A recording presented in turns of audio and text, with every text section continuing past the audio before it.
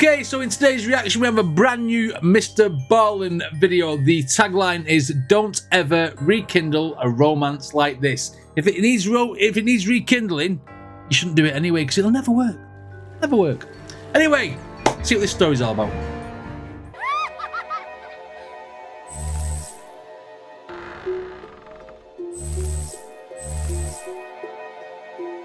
Right, okay, Mr. Ballen's going to tell us this story in story format. Let's go. There is a little cottage right on the water in Maryland called Cottage 506. It's a rustic place with a wood fire stove, a couple of small beds, and a small sitting area for breakfast. And then outside the cottage on the porch, you have this amazing view of the water. And then behind the cottage is the resort that the cottage is a part of. And the resort offers guests that stay in this cottage great food, great entertainment. I mean, this is a great spot. However, Cottage 506 has a dark secret. And it's the reason I and many other people will never be staying there. But before we learn about Cottage 506, if you're a fan of the strange, dark, and mysterious delivered in story format, then you've come to the right place, because that's all we do, and we upload once a week.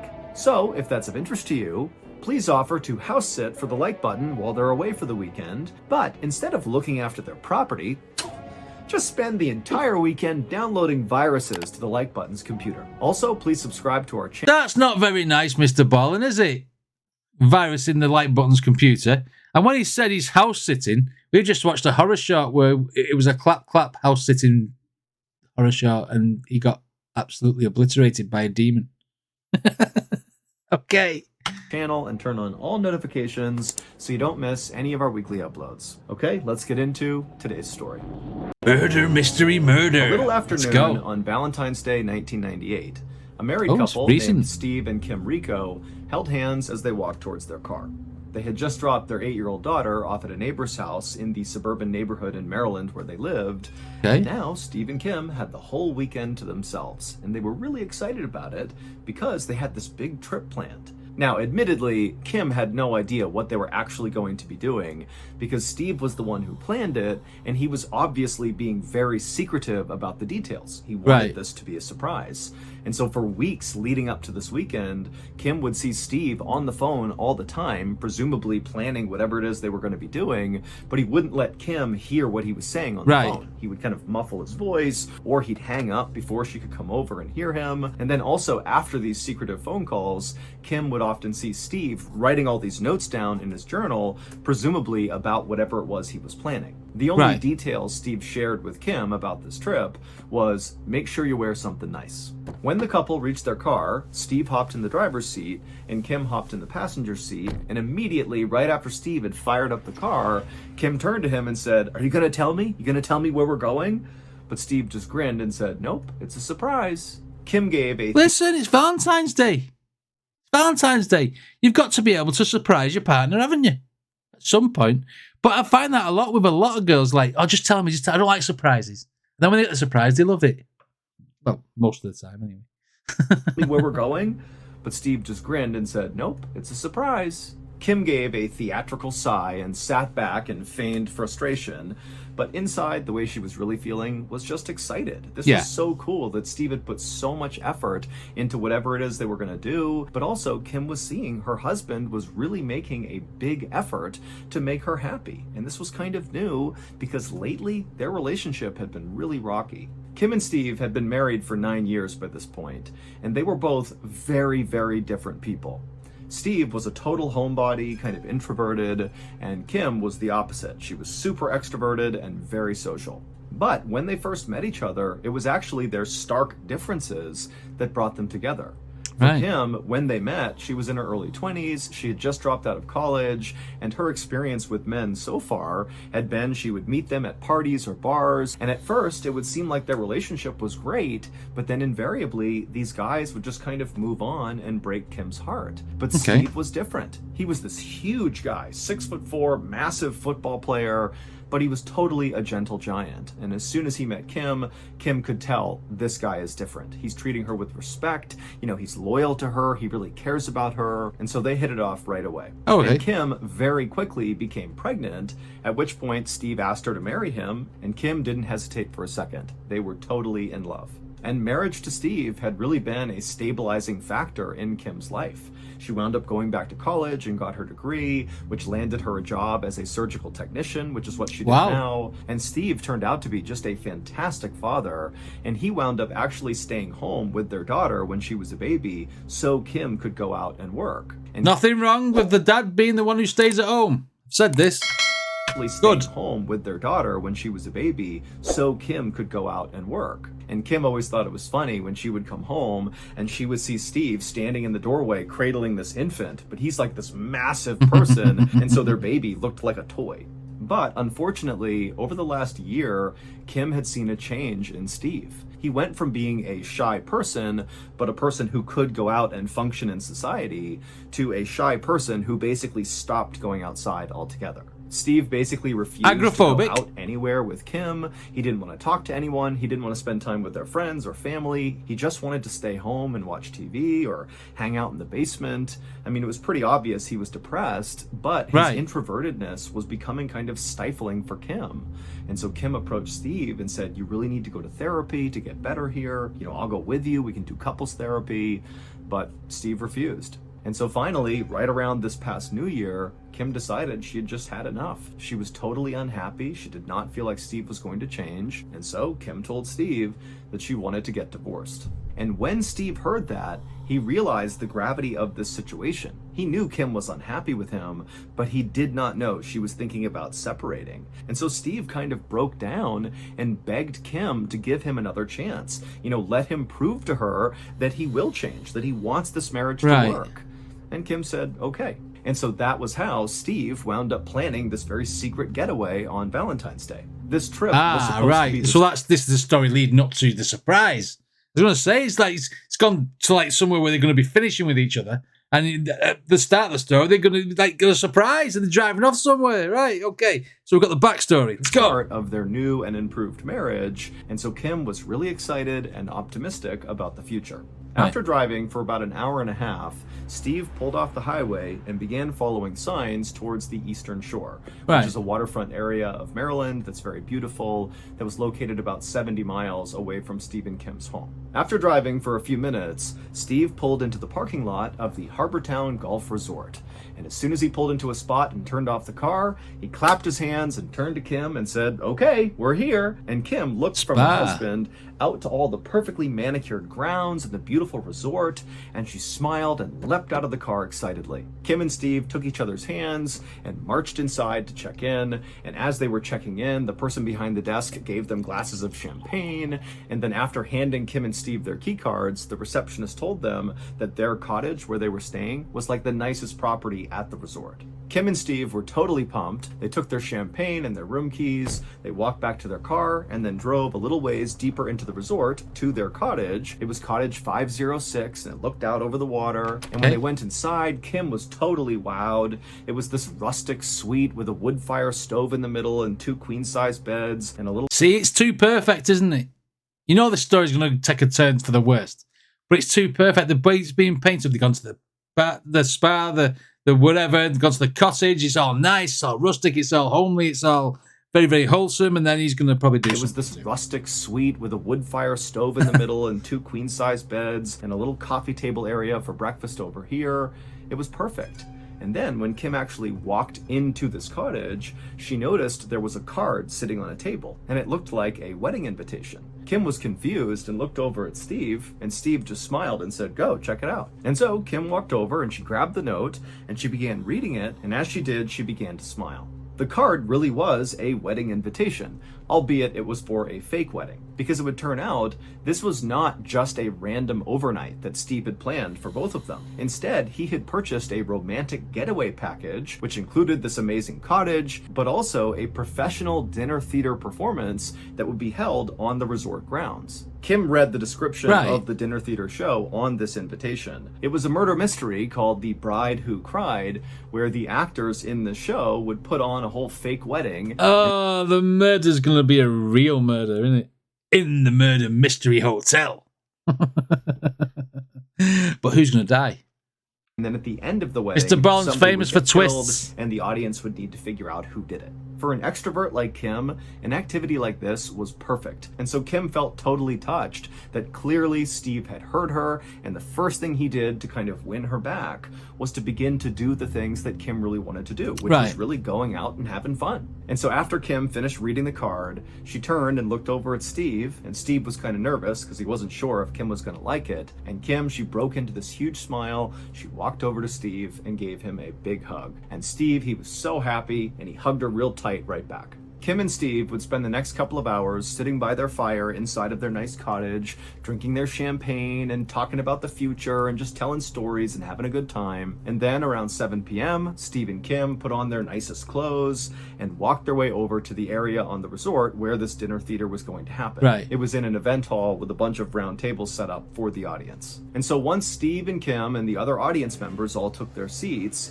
the actors and actresses came into the room, and they were all dressed in their wedding clothes. There was a bride and a groom and a wedding party, and the audience was instructed to participate in the wedding as if they were wedding guests. And so the audience all stood up, and they began having this fake social hour of meeting all the wedding guests. And then Steve, Kim, and the audience members all took their seats, and they got ready to watch the drama unfold. And Kim, pretty much immediately, was totally absorbed in this performance. She was so enthusiastic, talking to the actors and talking to the other guests, and really pretending like she was part of the wedding. I mean, she was having a blast. The play itself was about a groom who was in the mafia, who was forcing his bride to marry him by threatening her family. The climax came when the groom stood up. Well, that's never going to work if it was a reality, was it? Marry me. No, I'll kill your family. Oh, okay then. This is recipe for disaster. Tried to marry him by threatening her family. The climax came when the groom stood up and gave a toast with his champagne. He took a sip and then fell down dead. Kim watched all of this with delight, but she kept looking over at Steve, hoping he too would be smiling and having a good time. But each time she looked at him, he was just kind of stone-faced and looking straight ahead, like he just didn't care or he was totally disinterested. And then a couple of times when Kim leaned over and said, "Hey, you know, honey, who do you think did it? Who do you think the killer is?" Steve basically just completely ignored her. It was like she wasn't there and the play wasn't there. He was just totally zoned out. Eventually... What do you reckon, guys? Do you reckon he's froze? Or do you reckon he's actually killed somebody? Or do you reckon... Don't know. What do you reckon? Let me know. It was like she wasn't there and the play wasn't there. He was just totally zoned out. Eventually, Kim and a few other very enthusiastic audience members figured out the killer in the play was the bride's mother, who poisoned the groom. And then after this discovery was made, the play was over. As everyone got up from their seats and began to leave, Kim couldn't help but feel really annoyed with Steve because he was just so silent and not invested in this play. Because he's basically like got this this whole scenario together, trying to rekindle this relationship and whatever, and then he's being an idiot again. Really annoyed with Steve because he was just so silent and not invested in this play. And it's like, we came all the way here. Why aren't you at least pretending to enjoy this? But Kim also thought, you know, Steve put a ton of effort into this weekend. He's clearly trying. I'm not going to start a fight. I'm not going to bring it up. And so finally, Kim just said to Steve, "Hey, you know, why don't we go to the bar and get a couple of drinks, bring them back to our cottage, and just hang out there for the night?" And when Steve heard this, he actually smiled and said, "Okay, great, let's do it." Because he's going back into his recluse mode, like at home before he's starting to try again, where he's sitting in the house doing nothing and drinking and watching TV, etc. Okay, no wonder it made him smile.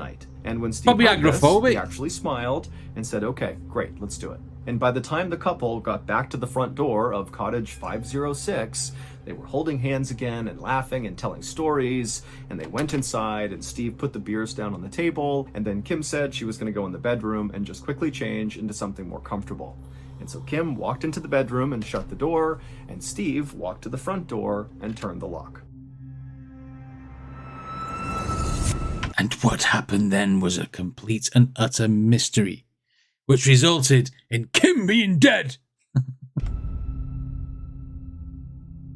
3 hours later, a man named Philip Parker, who was staying at the resort with his family, heard a commotion in the lobby, and he heard people saying there might be a fire at Cottage 506 and there could be somebody still inside. Philip immediately turned to his cousin who was with him, and the two of them bolted outside and just started running towards cottage 506. And as soon as they got to a place where they could see the cottage from a distance, they could see black, oily smoke pouring out of the windows. When they got up to the burning cottage, Philip ran to the front door, but it was locked. He couldn't get inside. He screamed to see if anybody was in there, but there was no answer. And so Philip and the cousin ran around to the back of the cottage where there was a glass sliding door. And Philip, he tried the handle, but it was locked. At this point, the cousin said he was going to run back to the resort and get a fire extinguisher. And after the cousin ran off, Philip turned back towards the sliding glass door and realized it actually opened on both ends. And he had only checked one side and found that side to be locked. But on the other side, which he was now noticing, it was obviously unlocked because it was open just barely. And so Philip immediately opened it up and all the smoke began coming out.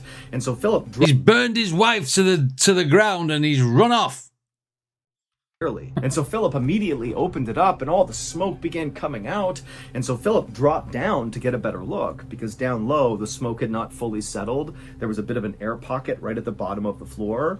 And so Philip got down and he looked inside, and for a second he couldn't quite see anything. But then he noticed in the middle of the bedroom, right inside this cottage, he could clearly see somebody's feet. Somebody was on the ground. And so Philip screamed that he was coming in, and then he opened the door the rest of the way, and he began low crawling into the bedroom. And as he did, he was hacking and coughing from all the smoke. And so finally, Philip reached this person, and he grabbed their foot, and he shook them to try to wake them up.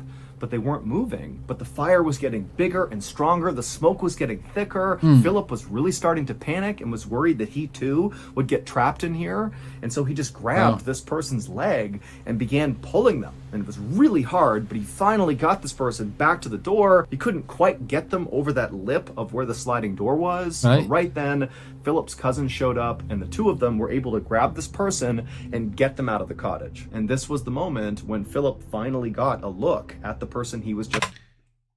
We're all sat here and we're thinking that Kim's been killed.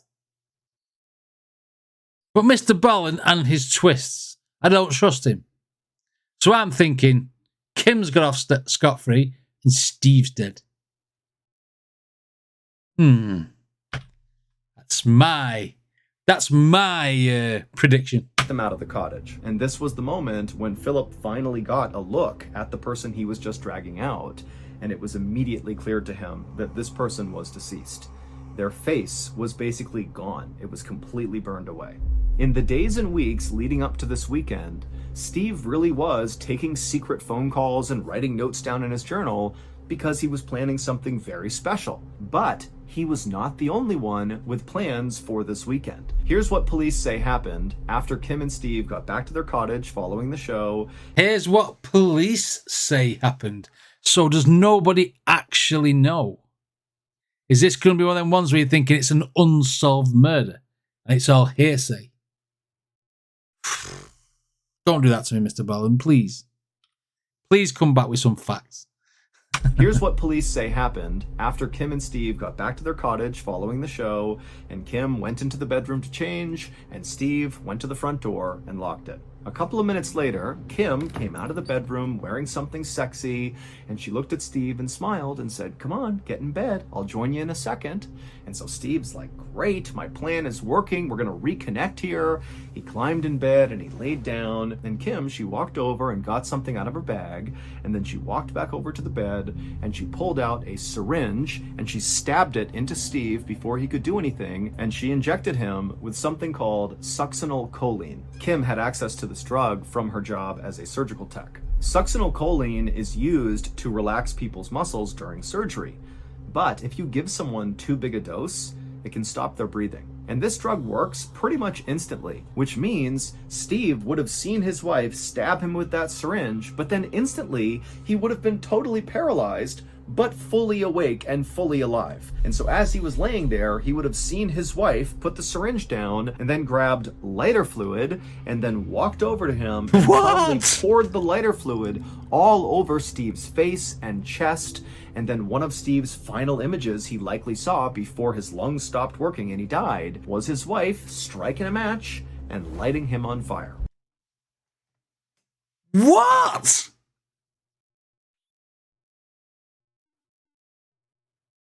Tell you what, don't go to a murder mystery event with Kim and then not enjoy it because she will set your ass on fire. What? What is the reasoning behind it? Because, like, they were laughing and joking again. Maybe she had enough of his, like, mood swings or something.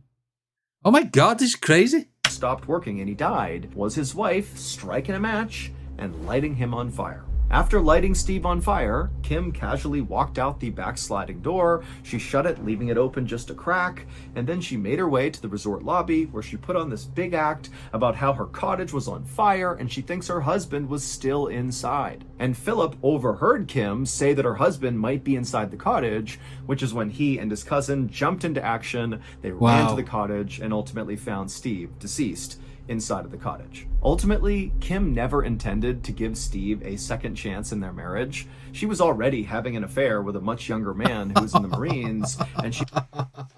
Oh my God. Happy fucking Valentine's Day or what? I have no words. I've no words. In their marriage, she was already having an affair with a much younger man who was in the Marines, and she was just done with Steve. And so as Steve began telling his friends and family how he was going to make a huge effort to save his marriage, Kim was going around to her friends and literally openly talking about how she wanted to murder her husband. But nobody took her seriously. They thought she was just kind of venting and being kind of dramatic. But as soon as the news broke that Steve had died in this fire and Kim had not, people rushed to the police to tell them, pretty sure Kim had something to do with this. Kim was convicted of her husband's murder, and she was sentenced to life in prison. Wow. It would turn out the primary reason why Steve was so secretive before going on this trip was he really wanted it to be this unbelievably special, romantic, kind of like recreation of the couple's first date. And so what he was doing is he was calling all of Kim's friends and family members and asking them questions about things Kim liked because he wanted to incorporate all of her interests in this trip. And then after these calls, when Steve was writing in his journal, that was not just writing down like logistics of the trip. He was also writing down how much he loved Kim and how excited he was for their future and what they would build together as a family. I mean, Steve really believed they were on a path to reconciliation. But of course, that just was not the case. Why didn't she just leave him instead of having to kill him? What the hell? I mean, it's not even desperation. She's like... She just trapped him and, like, took everything out of his hands by killing him. Don't go out with nurses. Or people who's got access to drugs. They were on a path to reconciliation, but of course, that just was not the case.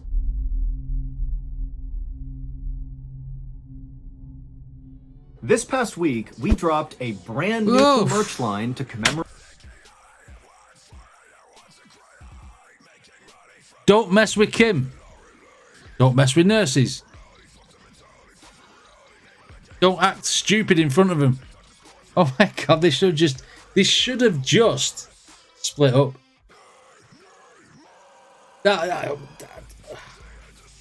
What a death. Rendering him like inanimate and then squirting with light through and set him on fire is like, he can't move, but he's going to feel all the burning. That's crazy. God. I swear these stories are getting worse. I don't mean worse as in bad, but I mean worse as in the twists and stuff. God. She deserves life in prison. She should be set on fire herself in the same way. Wow. Anyway, what did you guys think of this reaction? Let me know in the comments. If you want to check out any more Mr. Ballen reactions, there'll be a playlist right over there. Don't forget to subscribe, and I shall see you on the next video.